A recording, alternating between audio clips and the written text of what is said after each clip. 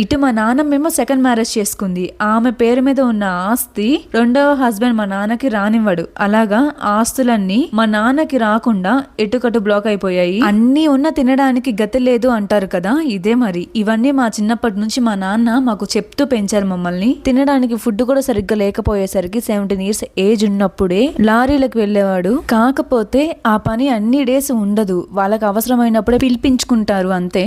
3 years అలానే చేశాడు మా నాన్న. ఇంకా ఇలా కాదు, ఇలా ఉంటే నేను సంపాదించుకోలేను అని తెలిసిన వాళ్ళ ద్వారా ఒక ఇంట్లో కార్ డ్రైవర్ గా జాయిన్ అయ్యాడు. పర్ మంత్ 3,000 శాలరీతో ఆ ఇంట్లో పేరెంట్స్, 2 పిల్లలు, వాళ్ళ నానమ్మ, తాతయ్య ఉంటారు. మా నాన్న రోజు కారులో వాళ్ళ పిల్లల్ని స్కూల్లో దిగబెట్టి కార్ ఓనర్ ని ఆఫీస్ దగ్గర దిగబెట్టాలి. అసలు వాళ్ళు డబ్బున్న వాళ్లే కానీ పిల్లలకి సంస్కారం నేర్పించలేదు. వాళ్ళని స్కూల్ కి తీసుకెళ్లే టైంలో మా నాన్న తల మీద కొట్టడము, ఒరే ఒరే అని పిలవడము. మా నాన్న ఏం చేయకపోయినా సాయంత్రానికి వాళ్ళ నాన్నకి చాడీలు చెప్పి తిట్టించడము ఇలా చేసేవాళ్ళంట.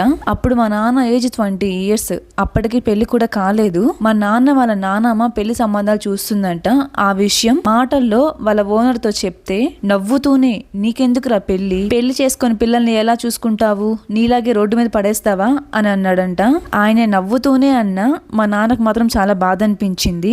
అలా కొన్ని ఇయర్స్ వాళ్ళ దగ్గర పని చేశాక దాచిపెట్టుకున్న మనీతో అండ్ అలానే మా అమ్మకి కట్నం కింద ఇచ్చిన డబ్బులతో మా నాన్న సెకండ్ హ్యాండ్ లో కార్ తీసుకున్నాడు. కార్ తీసుకున్నామనే హ్యాపీనెస్ ఎక్కువ రోజులు కూడా ఉండలేదు. షెడ్ కి వెళ్లాల్సిన కార్ ని పైనే బాజేసి మా నాన్నకు అమ్మేశారు. ఆ విషయం కార్ ని నడిపిన 1 month లోనే అర్థమైంది మా నాన్నకి. వాళ్ళని అడుగుతుంటేనేమో మాకేం సంబంధం లేదు, అది నువ్వు కార్ కొనుక్కునేటప్పుడే చూసుకోవాలి అన్నారు. ఆ కార్ ఇప్పటికీ అలానే ఒక మూలన పడుంది మా ఇంట్లో.